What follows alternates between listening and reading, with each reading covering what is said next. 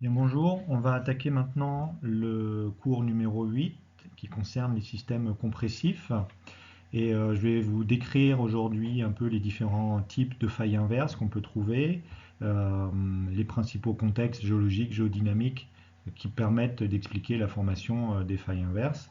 On va s'attacher à expliquer par exemple le paysage que vous avez sur cette photo qui est un anticlinal faillé observable à la Rochette du Buis dans les Baronnies. Donc probablement que certains d'entre vous qui iront en stage carto dans les Baronnies auront l'occasion de voir cette jolie structure. Donc l'objectif du cours aujourd'hui, c'est d'essayer d'expliquer, de comprendre comment ce genre de structure se met en place et quels sont les contextes géologiques, géodynamiques qui permettent de l'expliquer. Donc le plan que je vais suivre aujourd'hui a une dizaine de points. Je vais commencer par des rappels. Après, toujours un peu de vocabulaire, de description d'objets avec les grands types de failles inverses. On verra ce que c'est un décollement, la notion de rampe, imbrication et duplex, la notion de socle versus couverture, ce qu'on appelle une nappe, un objet que souvent vous confondez avec beaucoup d'autres choses, les plis sur faille, comme on vient de voir sur la photo précédemment, comment on quantifie la compression, la sédimentation qui est associée au système compressif, et puis l'origine et distribution des failles inverses, en gros tous les contextes géologiques, géodynamiques qui permettent d'expliquer la formation de failles inverses. Donc tout d'abord quelques rappels, très rapides.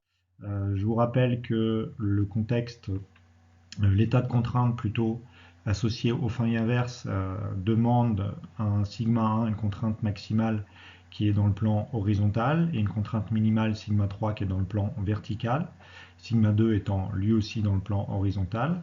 La conséquence de ça, c'est qu'on génère des plans de failles qui sont, dans un cas idéal, milieu homogène, on génère des plans de failles qui sont orientés à 20-30 degrés par rapport à la contrainte maximale. Et donc, si celle-ci est horizontale, on génère des plans de faille qui sont en moyenne 20 à 30 degrés, 30 à 40 degrés plutôt, par rapport à l'horizontale. Donc sigma horizontal, sigma 3 vertical, c'est les deux points importants, et sigma 2 également horizontal. Alors après ce rappel très rapide, on va voir les grands types de failles inverses.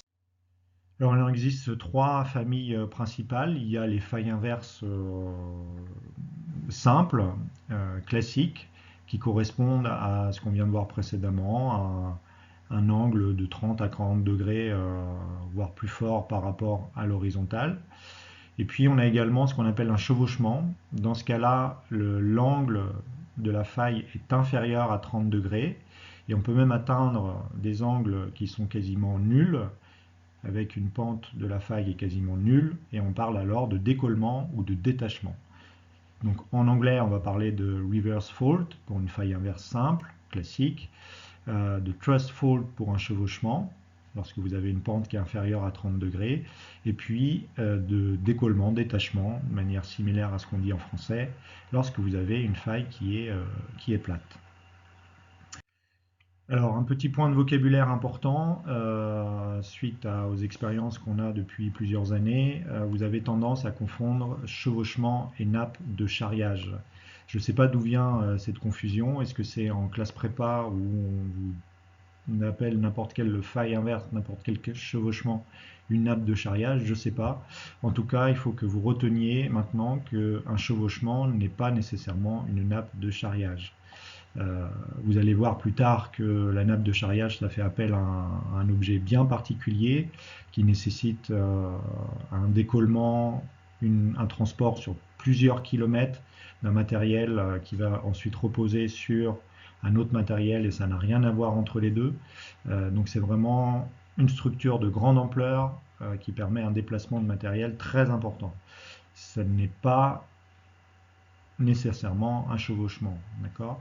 Donc chevauchement ne veut pas dire nécessairement nappe de charriage, ça ne veut pas dire la même chose, donc s'il vous plaît, essayez de bien faire la distinction, de ne plus utiliser ce terme de nappe de charriage à tort et à travers dès que vous voyez un chevauchement. Un chevauchement, c'est une faille inverse qui a un angle de 20 à 30 degrés, une nappe de charriage, c'est autre chose et on va voir ça plus tard. Alors on va se concentrer dans un premier temps sur la notion de décollement et de détachement. Qu'est-ce que c'est et comment on peut le décrire?